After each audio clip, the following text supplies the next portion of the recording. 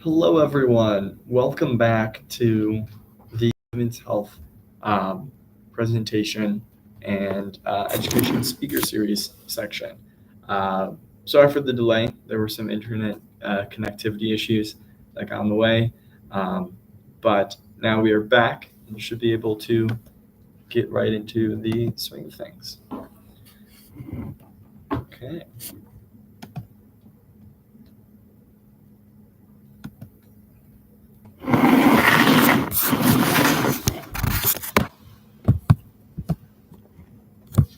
Hello everybody, my name is Dominique and today I will be presenting on just understanding the importance of women's public health, and also I'll be going over into a little bit of the biomedical innovations and why it matters.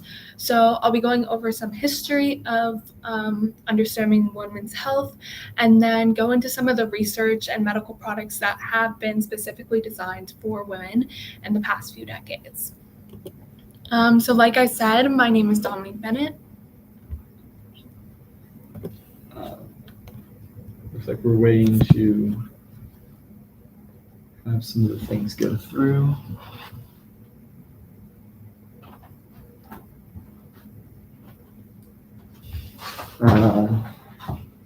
They are unable to see the video. We're going to wait a minute to see if it pops up. So we go.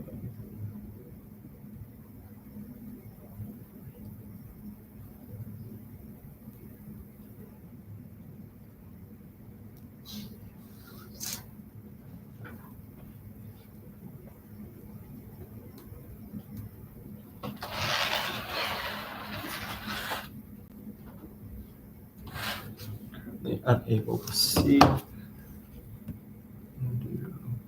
Stop sharing. Back to here.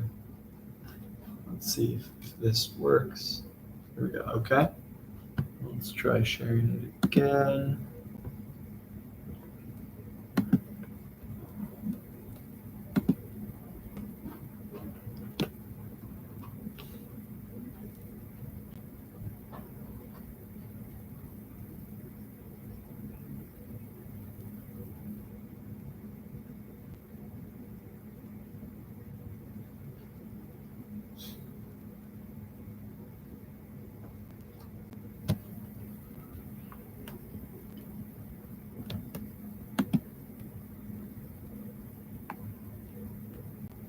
Looks like it is still up. There we go.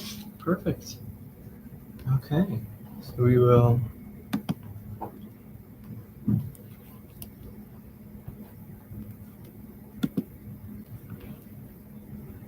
there we go.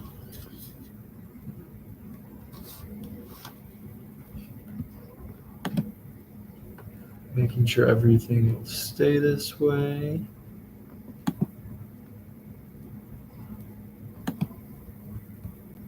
Perfect. Okay. Tommy, would you like to go ahead? Yes. Okay. So like I said, my name is Dominique. I am a material science and engineering student at University of Illinois Urbana-Champaign, studying at the Granger College of Engineering. And today I will be presenting on understanding women's health and the importance behind women's public health and biomedical innovation and why it matters kind of in today's day and day. And I'll be going through some of the history of women's health, and then going into some of the research and medical products that have been specifically designed for women in the past few decades. So like I said, I'm a student at the University of Illinois. Okay, so first we're going to start on some background information and some history on women's public health. So like we know, for many years, women were excluded from medical research, and that means treatments, devices, and drugs were not tested on women's body, which left for women using those products to have really bad outcomes to them and really had a negative effect on them. So women make up about half of the Earth's population, which is important because it didn't make sense back then to not have products be tested on them. But now we've slowly started to have more research on them, even though back then they weren't included. And women and men's bodies are very different from each other. Women have a lot of unique needs that men do not have. So we needed to learn to transform into having those needs and learn to work and develop products that are specifically for women. So we should just know that equity in healthcare leads to better outcomes for everyone. So now we'll just go into a brief history on women's health. So starting into the 1800s, this just kind of talked about, in women's health, it was just mostly talking about childbirth, and that just goes into like the stereotypical roles of women and how they were just the person to hold the children for the family and grow them. They were seen as like the wives in the family. They didn't really have jobs. They didn't have like a purpose in a sense.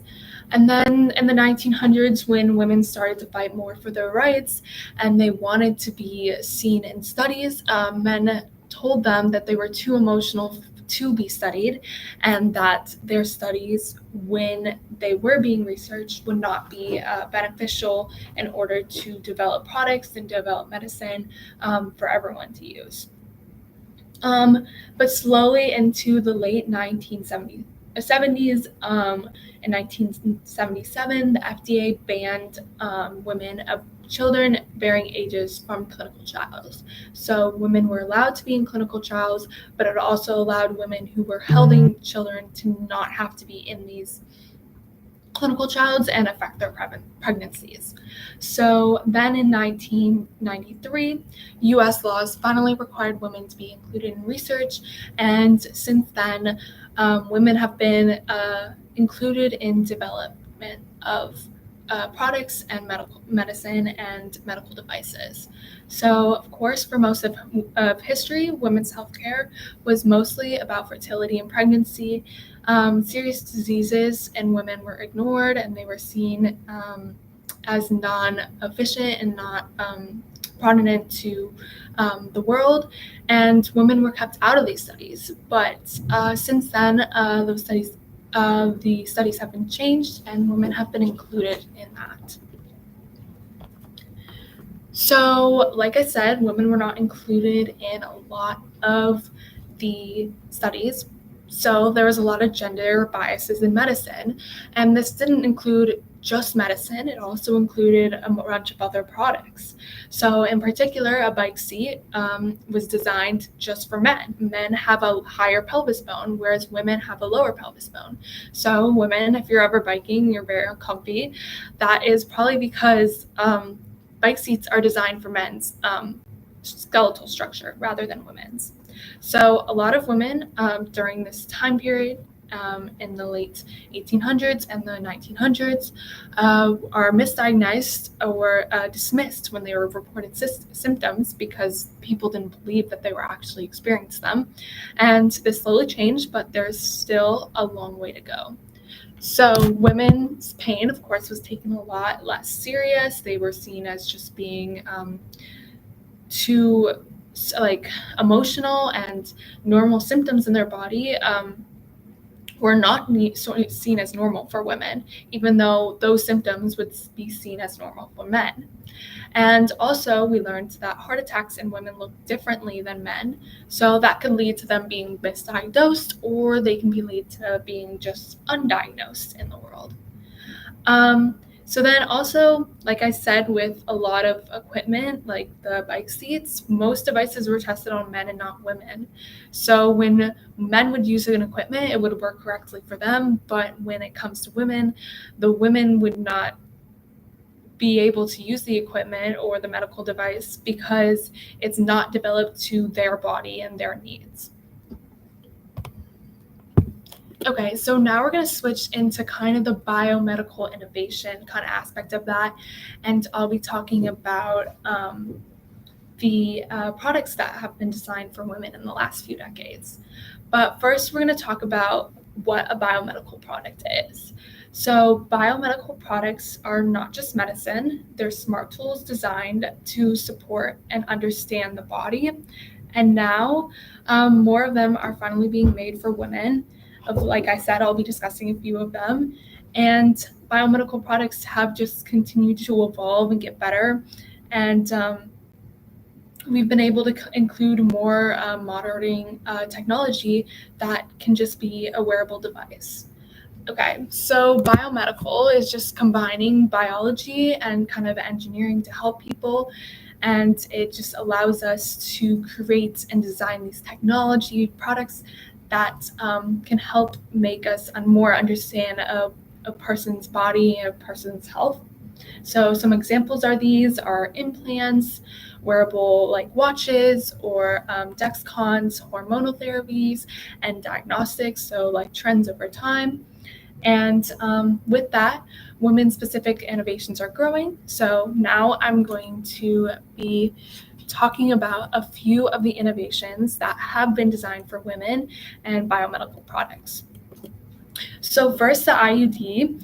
So IUDs are small T-shaped birth control devices, and they're placed inside the uterus and last 3 to 10 years, and non-surgically over 99% effectiveness. So it's pretty cool that like over time, with the clinical trials, they've been able to develop better IUDs for women.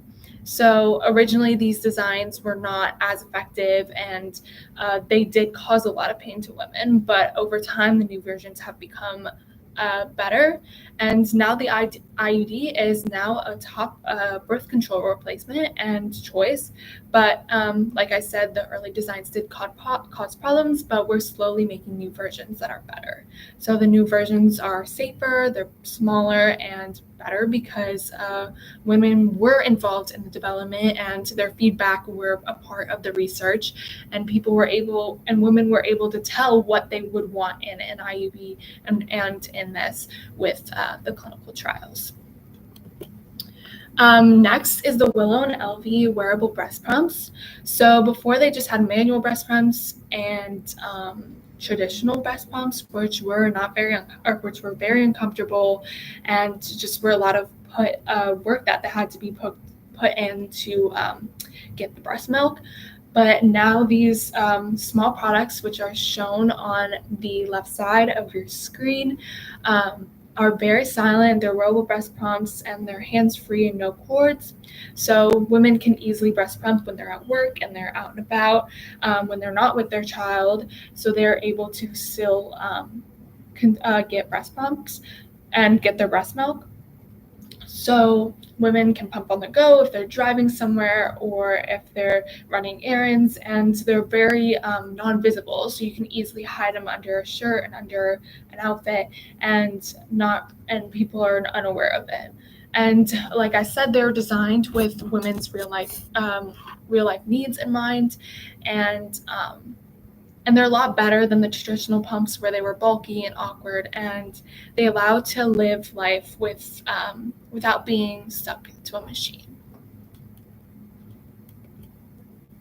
Okay, so now with like the evolution of technology, there's been apps that have allowed for people to track their cycles and their menstrual cycles, and it's a lot easier than having to track it on a paper calendar or on a notebook or something. So these apps have allowed us to track our periods, ovulation, and pregnancy. So they're not only used for your natural cycle, but they're used for during pregnancy and just learning about your the different like trimesters of your pregnancy. So some apps are Clue, Flow, Natural Cycle. There's a bunch of them that have been a part of just kind of on the App Store that you can use, and a lot of them are free, but then there's also subscriptions to get more information. But a lot of the free ones are just as beneficial in order to understand the type of symptoms and the what you're experiencing during your pregnancy. So you can use the data is used to spot patterns in health issues, and one of the apps, Natural Cycles, is even FDA cleared for birth control and empowering women with knowledge. So that technology makes for women health is giving women control over their reproductive health. So it allows them to know more about what is happening with their body during their cycles. So just really cool. Okay, so now I'm gonna take a pause and read some of the questions that you guys might have. Okay.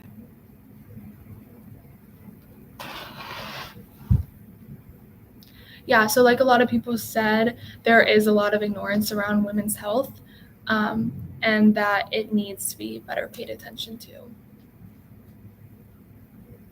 Okay, Highlight a Communication said, is social media false personification of beauty leading women in risky health choices?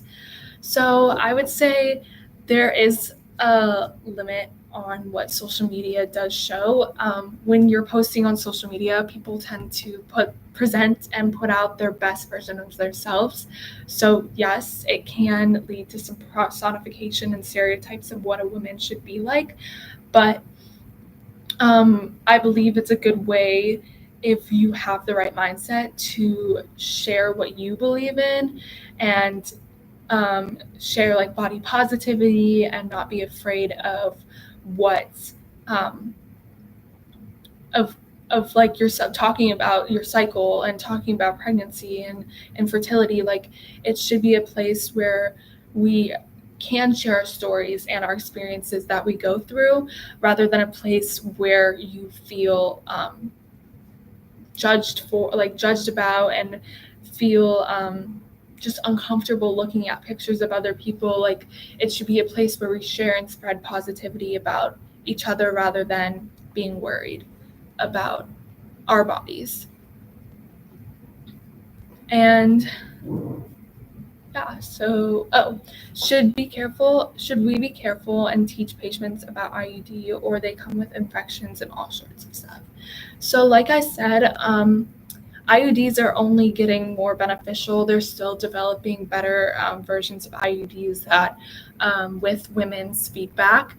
So they've only gotten better, and they're only going to make better versions that are more beneficial to people. Yeah.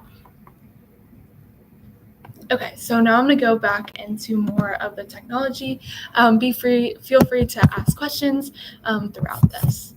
Okay, so endometriosis diagnosis test. So endometriosis is super painful and has been ignored for decades, and new biomedical technology tools are making faster to diagnose without surgery. So it's just kind of a lot of high pain that women feel in the abdominal area, and they were very unsure about what they can do about it. So it's a disease in which tissue similar to the lining of the uterus grows outside of the uterus.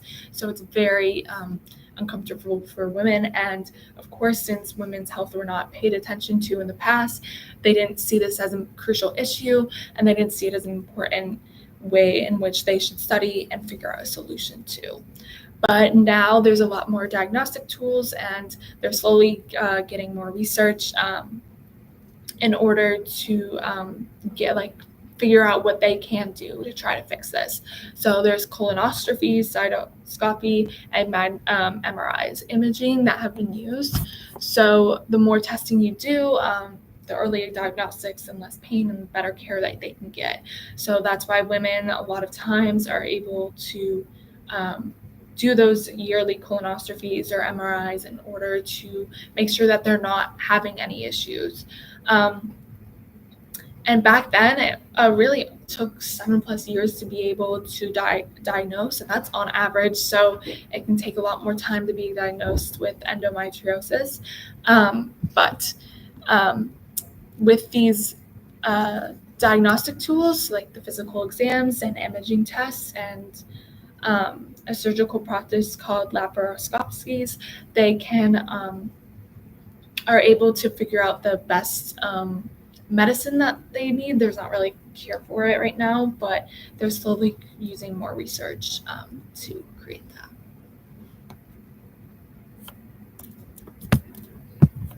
Okay, so now the smart bras and breast cancer detection. So breast cancer is one of the highest, likely cancer that a woman can get, and it's very common, and it can be like across all ages. So smart bras use technology and sensors to track subtle changes that might point to cancer, and they're non-invasive and can someday make screening a lot easier and regular. So women wearing smart bras just are able to wear it around their day-to-day life, and while they're sleeping, just to kind of monitor any changes that could happen. And so right now, this is kind of just a way of collecting research and information that they can use to see similar patterns in which they can detect ways in which the breasts change, do their temperature or their tissue. And this could allow us to maybe in the future diagnose people with just breast cancer in early stages, and prevent it from spreading and prevent it from making a larger impact on a person. So like I said, it in the future can detect early signs of cancer, and it's a very comfortable alternative to a mammogram. So this is just something that can be used day to day and for a long period of time. So then people don't have to be going in and out of testing a lot of times. And although it's still being tested a lot and it's still new in the development stages, there is a huge promise that in the future, with all the information and the research that is being gathered and all the analytics, that it can be effective in the future. So going back to kind of just women's health in general, so with what needs to be improved, even today, we still need more voices in science and designing for women's bodies, and this includes radical or racial equality and breaking the stigma around women's health, and saying that women do need to be as known as men in the medical field. And like I said, still too many few inventors in biomedical design are in the field, so we need to raise that amount. And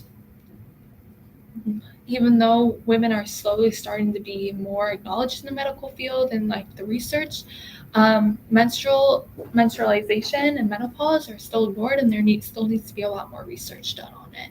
And with having more female inventors and biologists in the field, that could make sure we have more research on it. And medical trials are still very underrepresented with women in color. And so, yes, we need to start having a more diversity in the people we are studying and the places we are studying, because not the same amount of people in one area and is not going to be the same amount of representation in another area. And women need to be more advocate for themselves, and there needs to be more awareness of the fact that women are actually experiencing pain and they're not being too emotional in that area. Okay, so now the future of women's public health. So in the future, with more awareness and investment, the future of women's health looks a lot brighter. Technology, equality, and innovation can finally close the gender gap. So in the future, we'll be able to hopefully create personalized medicine based on genetics, wearing smart wearable devices for cycles and hormone tracking. So right now, Apple Watches and Fitbits and Garmin's and the Galaxy Watches, and there's so many more, but they can, you can put import data into it, but it doesn't necessarily track your exact goal, hormone levels, and even though it does track like heart rate and blood oxygen levels, like in the future, hopefully we'll be able to figure out tracking hormone levels and more cycle awareness. And then also a big thing, not only just for men, but for all people, is just mental health tools. There are mental health tools out there, but we need to design and create more research on mental health tools, just not only for women, but for men too. Because mental health, especially since the pandemic, has been a crucial aspect to research and to medicine and medical equipment and innovation.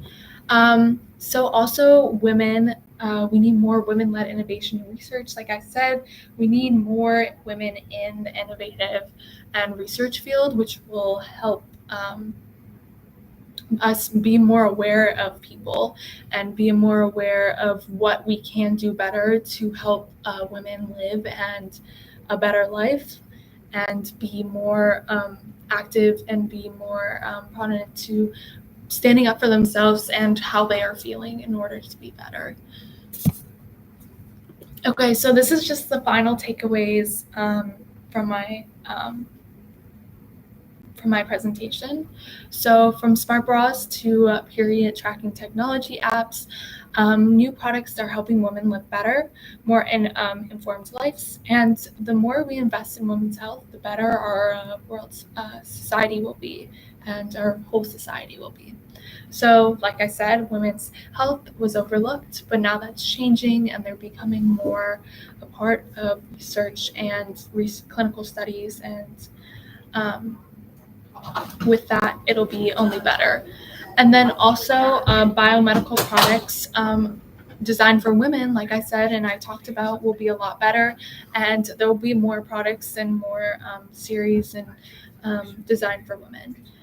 And then, especially in the future, more equity in research will equal to better care for everyone. And the future depends on innovation, empathy, and inclusion. So if we all work together, we're able to have women be more acknowledged in the field. So thank you. So now I'm going to go back and just answer some more questions.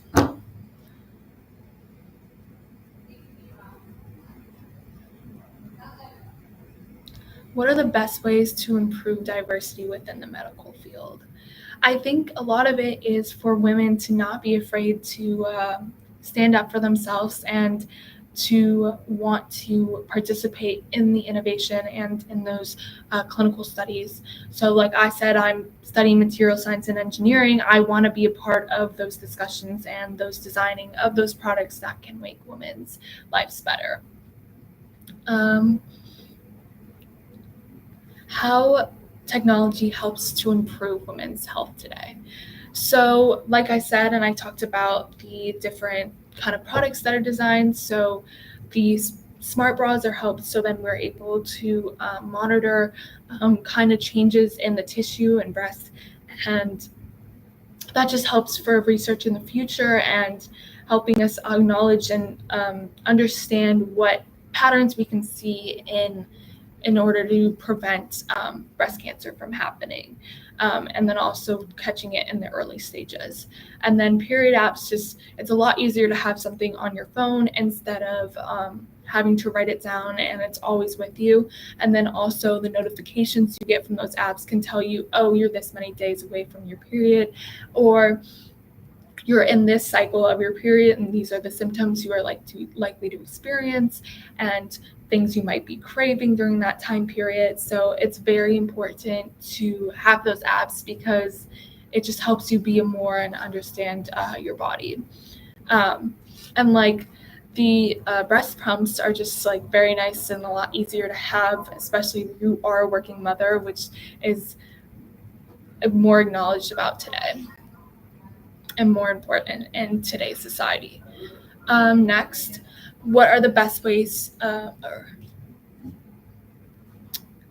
can we bring more awareness to these topics? So I think just like not being afraid to speak up for yourself and to tell others and participate in clinical studies and clinical research is a good way to bring awareness to these topics. some tips for maintaining mental health along with physical health. So physical and mental health are actually very correlated. So getting physical health, like exercising or going for a walk or weightlifting, will affect the long term of your mental health, which is very important. And so they're very correlated in the fact that your body affects your brain. Also doing things you enjoy. I try to do one thing that a day that will just is for myself and alone in order to take care of myself, whether it's like journaling or coloring or reading a book or doing a face mask. Like it's like simple things like that just like can take care of yourself, and just like things that bring you joy, like especially after a long work day, you want to find those activities and stuff that will bring you joy and kind of just like recollect yourself and the fact that you're not just a working person and you are an actual human being that has real emotions and real feelings. So yeah.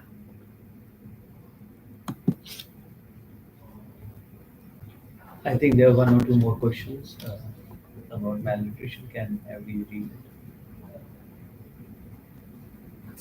Oh yeah. You can read it out. Oh, here we go. So in global health issues, still many girls are so malnourished and not even ready to be put on extra burden of motherhood. So from your perspective, obviously you're in US and this question is related to global health. Still from your knowledge, what do you feel about the early age of marriage or pregnancy related issues for girls who themselves are not very well nourished? What's your general take? I think that it is very prone to what culture you kind of grow up in, and part of being a woman is being aware of what is right for your body and what is what your body does need. And so I believe that the timing will be right for everything, and women when they're pregnant at younger ages or at older ages should be aware of the not consequences, but the kind of symptoms that they could get and the effects that they can get at those ages, especially since they are at higher risk, because your body at a younger age is not fully developed, and at an older age your body is older, so it's a lot it's just you have to be more cautious with your pregnancies. Do you think in the future these advocacy talks can bring more students in discussion around this? What's your feeling and what's your vision with these kind of talks? Mm-hmm. I think these talks are important in order to spread information about what is going on in today's society, and especially bringing up topics that are not very well talked about and need more awareness on, and like topics like women's health and just medical products designed for women in particular, and just being aware of those products is just very important to be aware of, because maybe women don't understand that there are apps that they can use to help track their periods, and using these products can help just make a woman's life better. Okay, what role does men play in supporting women's health awareness? I think women's health in terms of men just need to start acting like needing to be aware of the fact that talking about menstrual cycles and pregnancy and women-specific problems should be normal to be talked about, and should be prone to just not be afraid or scared to talk about. And women need to be aware of that too. Like, this is part of our body, and men do play an important role in advocating for women and understanding like they do have a cycle every month. They are like bearing children for the rest for society. So just being aware of the fact that women are working hard and they have to pay attention to a lot of their health. So yeah. There's another question. Somebody is asking, can I be a speaker? How to participate and involve my friends in your teaching channel?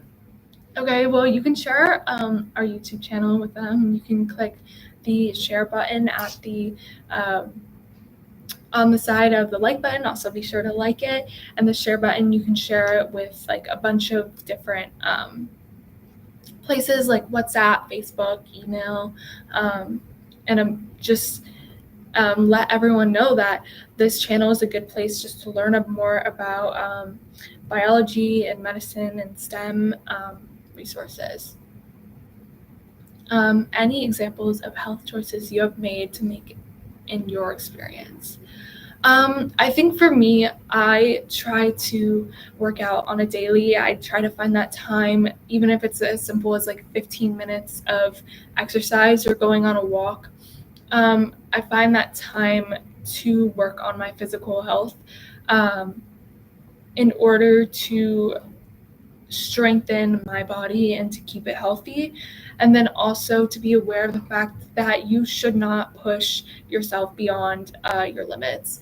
Of course, like working to feel the burn and when you're lifting weights, but also to not push yourself farther in your working out where you're going to hurt yourself.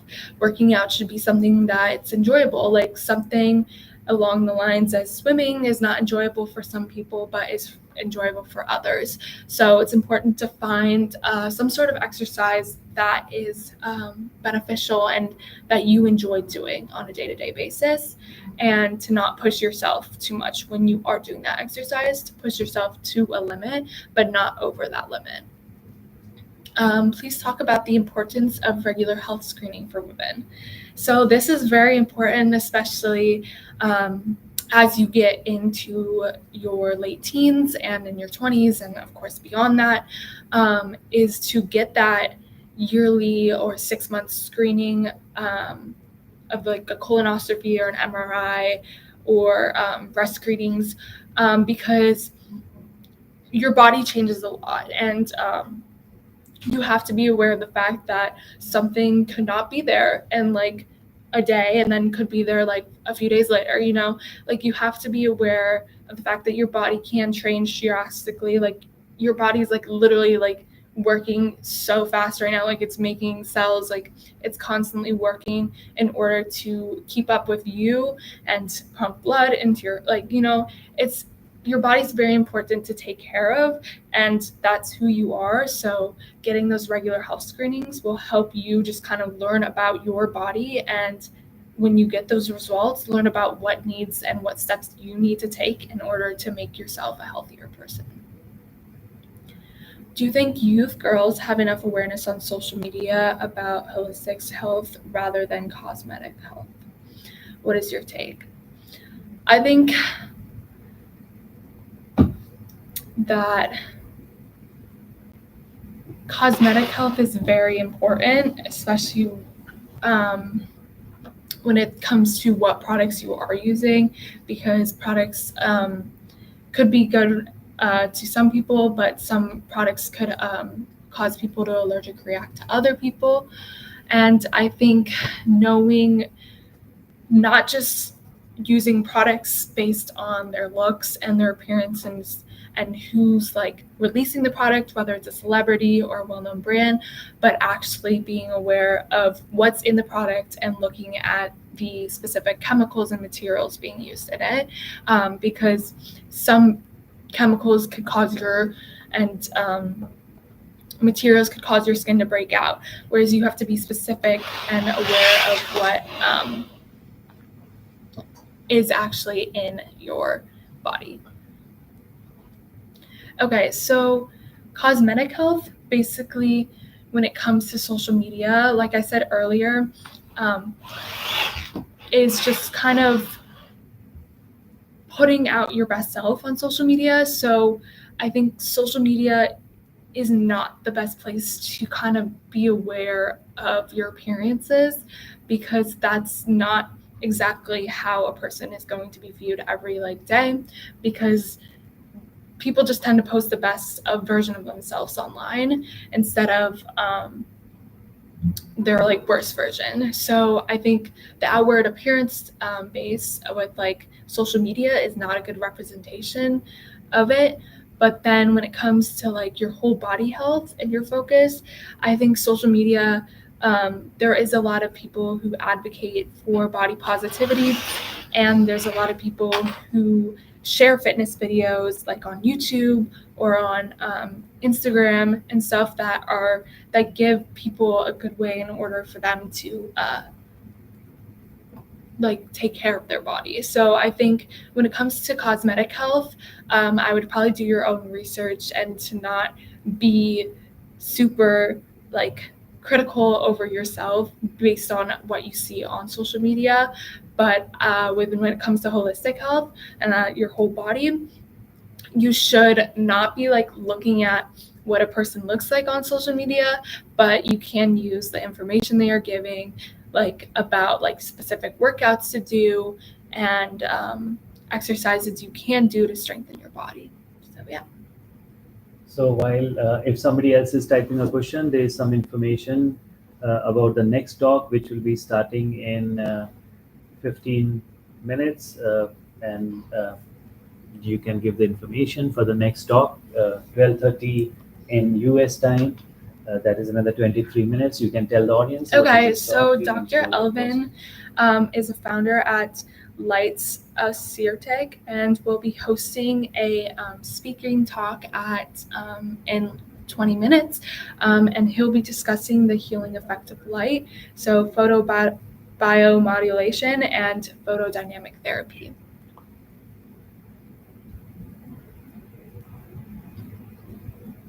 You can also check this out on LinkedIn by following the Charan Kamal Health Group. So definitely please check us out on LinkedIn. Please, reach us through our comments, through our YouTube email.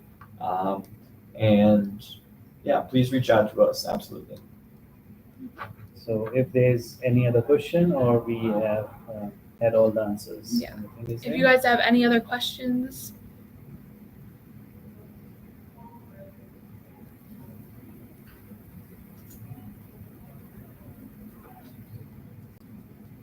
Also, the LinkedIn is a really good way in order to reach out to us if you do want to do a speaker series, or if you have a topic that you want to present. It's also a good way to just kind of communicate with us what you would want us to talk about in the future. Yeah. Some of the students were keen and curious. Is there any role of in your Charan Kamal for video editors or graphic designers? Are you looking for in your educational channel? Yeah. We're always looking for extra help when it comes to editing videos and graphic design, especially when we're sharing on social media and our information. So. And the last question, why have you chosen YouTube as this free advocacy group? What made you come on YouTube for taking this platform to the global audience? Mm-hmm. YouTube is a very accessible resource all across the world, and it's a free resource, and so it's very accessible to a lot of people around the world, and so it's a very easy way in order for us to spread this information about women's health and other topics that we have discussed and presented on.